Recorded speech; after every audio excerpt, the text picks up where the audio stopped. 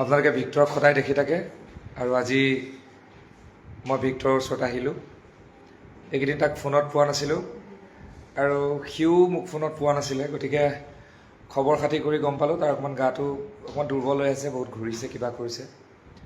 আপোনালোকে তাক মৰম দিয়ে, সদায় এনেকৈ মৰম দি যাব, ভাল কামবিলাক কৰিব লাগিব ধুনীয়াকৈ আমি সকলোৱে মিলি। নে ভিক্টৰ কি কোৱা? হয় দাদা, ধন্যবাদ। চ' এখন সুস্থ সমাজ গঠন কৰিবৰ কাৰণে আমি চবেই চেষ্টা কৰিব লাগিব। আৰু ভিক্টৰে মোক প্ৰমিছ কৰিছে যে সি এটা নতুন দিগন্ত, নতুন যাত্ৰাত সি সহপাঠী মই তাৰ হ'ম। মই আগতেও কৈছোঁ ভিন্ন সভা সমিতিত যে ভিক্টৰৰ যিখিনি এডুকেশ্যন কোৱালিফিকেশ্যন আছে, যিখিনি তাৰ জ্ঞান আছে, তাৰ যি সুন্দৰতা আছে, সেই সুন্দৰতাখিনি আচলতে আগুৱাই নিব লাগে। সি কেতিয়াও বেয়া কাৰো নিবিচাৰে। কেতিয়াবা সি পৰিৱেশ পৰিস্থিতিত তাৰ তেনেকুৱা শব্দ ওলায়, যিবোৰ শব্দই ক'ৰবাত কেতিয়াবা আঘাত হানে বুলি ৰাইজেও ভাবে, ময়ো ভাবোঁ। মোক দাদা হিচাপে সি মানিছে। মই তাক ফোন কৰিলোঁ যে ভিক্টৰ, সমাজখন গঢ়িব লাগিব, ছিষ্টেম এটা সলনি কৰিব লাগিব, তাৰ কাৰণে আমি সংগ্ৰাম কৰিব লাগিব গণতান্ত্ৰিকভাৱে। নে কি কোৱা? হয় হয়, নাই মই মানে মানুহটো অলপ এনেকুৱা ধৰণৰ যে মোক মৰম কৰি ক'লে মই গোটেইখিনি কথাই শুনো, সেইটো দাদাই জানে। আৰু চবতকৈ ইম্পৰ্টেণ্ট কথাটো এইটো যে গণতান্ত্ৰিকভাৱে আমি যোনটো দাদাই ক'লে এইমাত্ৰ যে সংগ্ৰাম কৰিব লাগিব। বহুত দেৰি বুজালে মোক, প্ৰায় এঘণ্টামান বুজালে। বুজাই উঠি দাদাই এইটো কথা কৈছে যে গণতান্ত্ৰিক যিটো সংগ্ৰাম, সেই সংগ্ৰামখনত মই তোমাৰ লগত আছোঁ। তো মই সদায় এইটো কথা কওঁ ন, মোক চবেই এৰি গৈছে, তো সেই গণতান্ত্ৰিকভাৱে থকা মানুহখিনি মোক লাগিব। আৰু এই কথাষাৰ মই আৰু কোনেও, মই চবকে ভিক্টৰৰ যিখিনি ফ্ৰেণ্ড আছে, যদি এজন ল'ৰাৰ ভালটো বিচাৰে, ভাল কামখিনিত আপোনালোকে সদায় সহযোগিতা কৰিব। আৰু ভিক্টৰৰ কিবা বেয়া দেখিলে তাক ধুনীয়াকৈ লিখি ক'ব যে এইটো নকৰিবা, যাৰে তাৰে উচতনি নুশুনিবা। খুব ধুনীয়া কথা লিখিছে।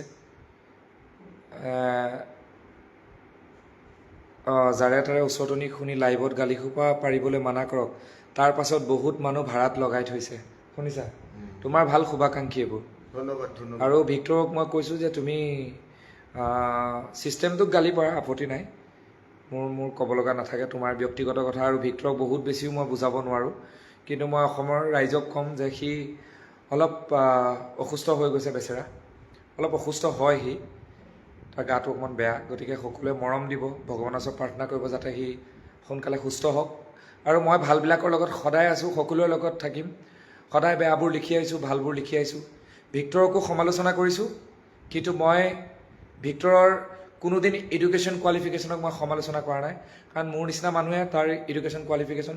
ইণ্টাৰেষ্টিং কথা, আজি মাৰ পৰা গম পালোঁ যে ভিক্টৰে যিখিনি ইউটিউবৰ থাম্বনেইল বনায় বা বিজিখন বনায় লাইভত, সেইটো সিয়ে সৃষ্টি কৰে। ইমান কোৱালিটি আছে তাৰ। সেই কোৱালিটিখিনিক মই অসমবাসী ৰাইজক ক'ম, অদৰকাৰী কথা কৈ ফোন কৰি তাক লাইভত কোনেও ক'বলৈ নিদিব।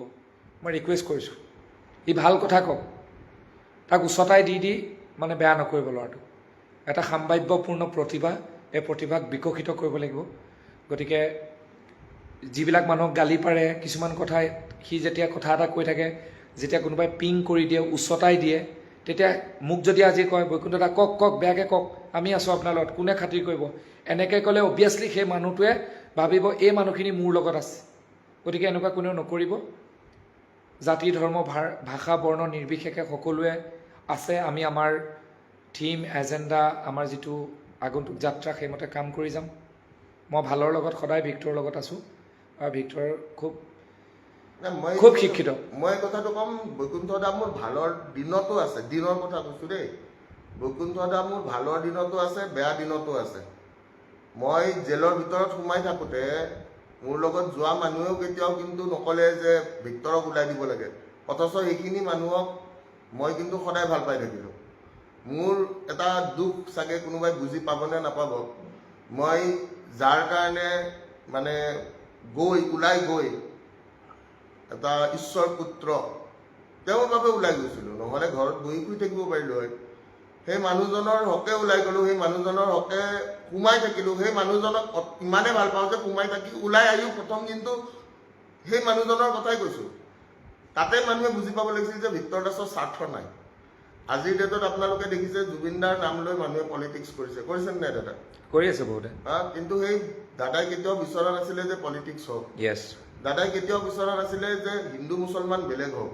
দাদাই কেতিয়াও বিচৰা নাছিলে যে কি আমাৰ অসমখন ৰসৰ তলে নাই যাওক। হিন্দু মুছলমান এক নহওক ঠিকে আছে, সেইবোৰ ভেদাভেদ কৰিব নালাগে, কিন্তু আমাৰ জাতিটোৰ স্বাৰ্থত আমাৰ যিটো আমাৰ সংবিধান, যে আমাৰ আগৰ যিসকল নেতা নেত্ৰী আছে, যিসকল মানুহ আছে, তেওঁলোকে কৈছে যে ৭১ পিছত যিবিলাক মানুহ আহিছে তেওঁলোকক বিতৰণ কৰিব লাগে, সেইটো আমাৰ অসমখনৰ ছেফৰ কাৰণে, সেইটো সাংবিধানিক আমাৰ অধিকাৰ, আমিতো বাকী একো কৰা নাই বা তুমিও নকৰা ময়ো নকৰোঁ। গতিকে আৰু আমি দুটাই যোন ভাল কামবিলাক চৰকাৰে কৰা ভাল কাম আমি গোৱা নাই নেকি? কিয় নাই কৰা?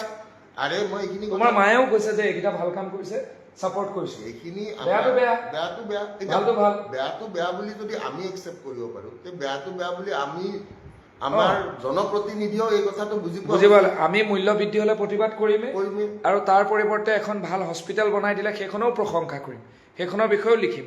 গতিকে ভিক্টৰে কেতিয়াবা বেয়াকৈ ক'লেও মোক কথা দিছে, মই অসমৰ ৰাইজক কথা দিছোঁ, যিহেতু সি মোক কথা দিছে।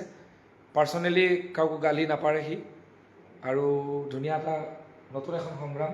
মানে চবে বৰ অসমৰ কথা কৈ আছে, চবে কয় বাৰু বৰ অসম এখন লাগে, বৰ অসম এখন লাগে, কিন্তু মই ইয়াতে লাইভতে সুধিব বিচাৰিম, কোনোবাই বৰ অসমখনৰ সংজ্ঞাটো আমাক দিব পাৰিবনে? ডেফিনেশ্যন অফ বৰ অসম কোনোবা এজন মানুহ ওলাবনে যোনে ক'ব যে বৰ অসম এইখনেই বৰ অসম, যিখন বৰ অসম আমি বিচাৰোঁ?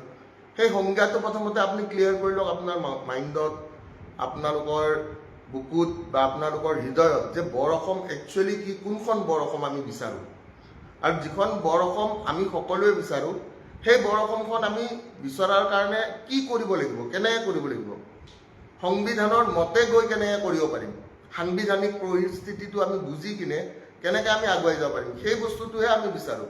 কাৰণ আজি আমি শোষণ, মেক্সিমাম মানুহে আমি শোষণ দেখিছোঁ। চাওক, এগৰাকীয়ে লিখিছে যে ভিক্টৰ দাৰ বুকুত একুৰা জুই জ্বলি আছে। মই বুজি পাওঁ ডিম্পল, তুমি যিটো কথা কৈছা মই বুজি পাওঁ, খুব আৱেগ চব থাকে। মই সিদিনা ভিডিঅ'টোতো কৈছোঁ যে আমি কিবা পাব লাগিলে হ'লে গণতান্ত্ৰিক ব্যৱস্থাপনাৰে পাম, হয় নাই ভিক্টৰ কোৱা? একদম 100%। গতিকে আৰু নন কনষ্টিটিউচনেল কাম ভিক্টৰ দাসে কৰা নাই। নন নাই, কনষ্টিটিউচনেল জেলত দিয়াটোতো তোমাক এইটো এতিয়াতো কোৰ্টে ৰায় দিলে যে তুমি দেশদ্ৰোহী নহয়। মই দেশদ্ৰোহী নহয় বুলি মই ডে ওৱানৰ পৰা কৈ গৈছোঁ, কিন্তু এই বস্তুটো বুজি পোৱা উচিত যে আইনৰ মিছ ইউজ, মানে যিটো আমি কথা কওঁ ন, এটা আইনৰ মেৰপাক এখন ব্যৱহাৰ কৰি মানুহে এজন নিৰ্দোষী মানুহক যদি 5 মাহ সোমাই থৈ দিব পাৰে, তে সেই মেৰপাকখন কিমানটো লেভেলত মানে বেয়া হ'ব পাৰে আপোনালোকে সেই কথাটো ভাবি চাওকচোন। আইনক আমি অত বিশ্বাস কৰোঁ, আইনৰ প্ৰতি আমাৰ ইমান আস্থা, আইনক আমি সঁচাকৈ ভাল পাওঁ। আমাৰ আইন ব্যৱস্থা নহ'লে জানো এই দুনিয়াখন চলিব? আপুনি আইন ব্যৱস্থা নহ'লে আমাৰ দুনিয়াখন কেতিয়াও নচলে।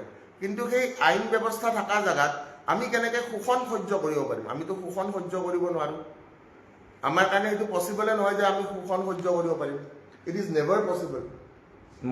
মই ভিক্টৰৰ ওচৰত আহিছোঁ এটা কাৰণে, যে বহুত মানুহে মেছেজ কৰি আছে, ফোন কৰি আছে যে ভিক্টৰ মোৰ মাজত, মোৰ লগত বেয়া বা ভালৰ কোনো কথা নাই। মই ভাল কামখিনিত সদায় ভিক্টৰক ছাপোৰ্ট কৰিছোঁ, আৰু মই তাৰ যিটো এডুকেশ্যন কোৱালিফিকেশ্যন, যিটো শিক্ষাৰ সংগ্ৰাম, সি বহুত এডুকেটেড হয়। নাই হয়, বহুত হয়, তাৰ জ্ঞান বহুত আছে। গতিকে অসমবাসীৰ ৰাইজে তাক শিক্ষাৰ সংগ্ৰামখন কৰিবলৈ দিয়ক। ল'ৰাটোক উচতাই মই তাৰ মুখৰ আগতো কৈছোঁ, ভৱিষ্যত ধ্বংস নকৰে। বেলেগবিলাকৰ কথাও কৈছোঁ, কাকো নুচতাব আপোনালোকে। উচতাই বহুত নেতাৰো জীৱন ধ্বংস কৰিলে। সাম্ভাৱ্যপূৰ্ণ কিছুমান নেতা এতিয়া ঘৰত পুৰণা গাড়ী পৰাধি পৰি আছে, আগৰ এম্বেচাডৰ পৰাধি। ইয়াৰ কাৰণটো হৈছে মানুহে উচতাই দিয়ে, উচতাই নিদিব। কাৰোবাৰ বিষয়ে সমালোচনা কৰক, কিবা কৰক, উচতাই নিদিব। তাৰ মনেৰে কিবা এটা কাম কৰিলে সেই কামটো কৰিবলৈ দিয়ক। ভালকৈ থাকক সকলোৱে, আৰু ভিক্টৰো ভালকৈ থাকক। মোক আজি সি কথা দিছে, আৰু যদি কথা নাৰাখে তেতিয়াহ'লে মই তেওঁৰ লগত নাই, আৰু ভিক্টৰৰ লগত কথা দিছে কাৰণেই আছোঁ। ভৱিষ্যতে আমি এটা নতুন দিশত গতি কৰিব লাগিব সকলো। মই এটা কথা ক'বলৈ বিচাৰিম, মই আহ্বান জনাইছোঁ যে আপোনাৰ কিবা এটা সংগঠন আছে, কি নাম আপোনাৰ? অসমীয়া যুৱ মঞ্চ। অসমীয়া যুৱ মঞ্চ। আজি মই বৈকুণ্ঠ প্ৰিন্স দাৰ লগত যদি মই ইয়াতে দাদাৰ লগত কথা পাতি আছোঁ, দাদাক সুধি চাওকচোন মই তেওঁৰ এই সংগঠনটোৰ মেম্বাৰ হয়নে নহয়? নহয়। তে যিবোৰে এই যে সৰু সৰু নিউজ পৰ্টেলবিলাক যিবোৰে মানে নিউজ কৰি আছে, মই তেওঁলোকলৈ এটা বিনম্ৰ অনুৰোধ যে এজন মানুহক লগ কৰিলে তেওঁৰ সংগঠনটো জইন কৰা নহয়। আজি 2 দিনমানৰ পৰা মই এটা বস্তু দেখা পাই আছোঁ যে ভিক্টৰ দাসক ৰাইজৰ দলৰ কি পাতিছে? মুখপাত্ৰ। আই জাষ্ট ৱান্ট টু চে যদি টিআৰপি লাগে সঁচা কথাত টিআৰপি লওক, মিছা কথা কৈ কিনে মানুহক বুৰ্বক নবনাব। কাৰণ আমাৰ যদি অসমীয়া সমাজখন আমি চাওঁ, অসমীয়া সমাজখনত আমাৰ লিটাৰেট মানুহ বহুত আছে, লিটাৰেচি ৰেটটোৰ কথা যদি আমি পাতোঁ, কিন্তু এডুকেটেড মানুহ বহুত কমহে আছে। Try to understand the difference between literate and N educated.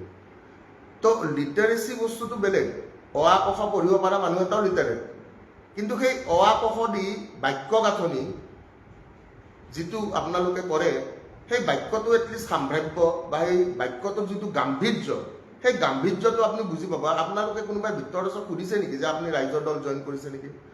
মইতো কোৱা নাই ক'তো মই ৰাইজৰ দল জইন কৰা বুলি। মই চক্ৰান্ত আৰু তো চক্ৰান্ত নকৰিব, আৰু ছ'চিয়েল মিডিয়াত চক্ৰান্ত কৰি মানুহ এটাক দুৰ্নাম কৰিবলৈ চেষ্টা নকৰিব।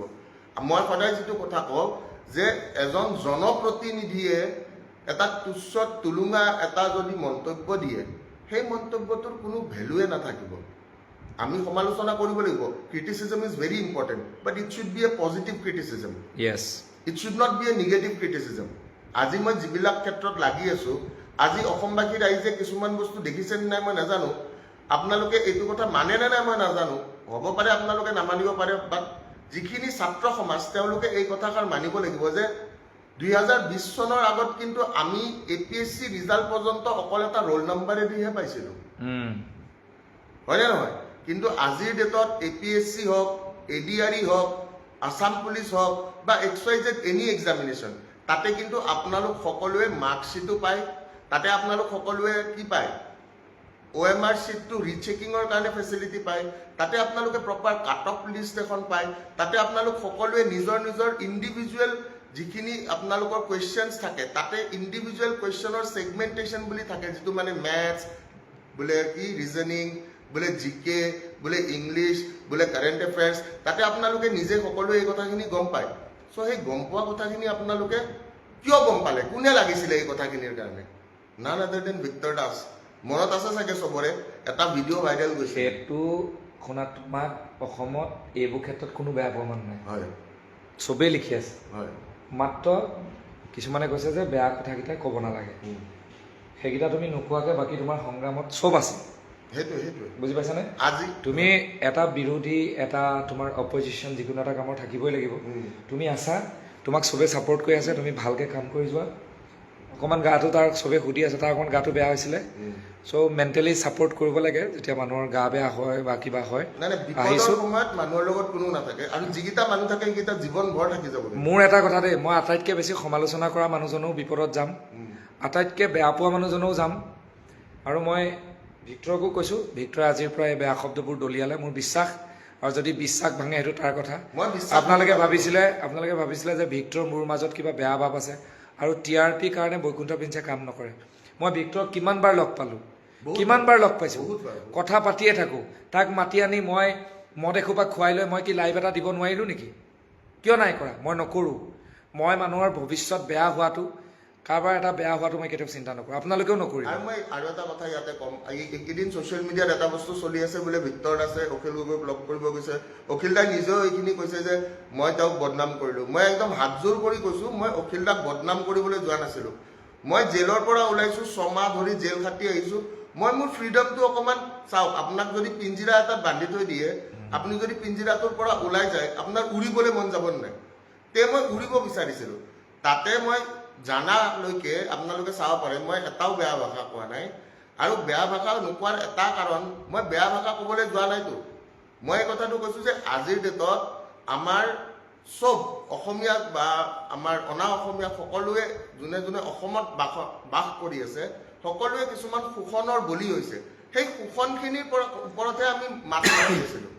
তো তাতে আপোনালোকে যদি বোলে ভাবে যে ভিক্টৰ দাস বেয়া, মই সদায় এইটো কথা কওঁ যে মোক কমেণ্টেদি যে মোক ডিমৰেলাইজ কৰিব কেতিয়াও নোৱাৰে। আপোনালোকে কমেণ্ট দি কিছুমানে ডিমৰেলাইজ কৰিব চেষ্টা কৰে, বাট ইউ হেভ চিন হাউ আই বাউন্স বেক। মই বাউন্স বেক দিব বহুত ভালকৈ জানো।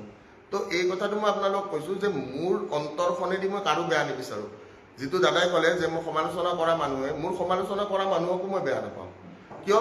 কাৰণ সেই মানুহজনৰ পৰা আমি কিবা এটা শিকিবলৈ পাইছোঁ, সেই মানুহজনৰ পৰা আমি কিবা এটা মৰম পাইছোঁ, সেই মানুহজনৰ পৰা কিবা আমি এটা চেনেহ পাইছোঁ। তো আপোনালোক সকলোৱে এই কথাটো বুজি পোৱা উচিত। And I really love you all people. ঠিক আছে ঠিক আছে আমি Thank you. আকৌ লগ পাম জয়া এসম জয় জয় জুবিন দা জয় জুবিন দা সকলো ভালে থাকক সকলোৱে ভালে থাকক। ভাল সময়বিলাক ভালকৈ কটাওক আৰু কোনেও এটা ৱাৰ্ণিং কৰি দিছোঁ কোনেও ভিক্টৰক কিবা কিবি শব্দ কৈ গালি নাপাৰিব ডাঙৰ ডাঙৰ মানুহবিলাকক কৈছোঁ যদি কিবা ক'ব লগা থাকে ফোন কৰি ক'ব thank you thank you so' much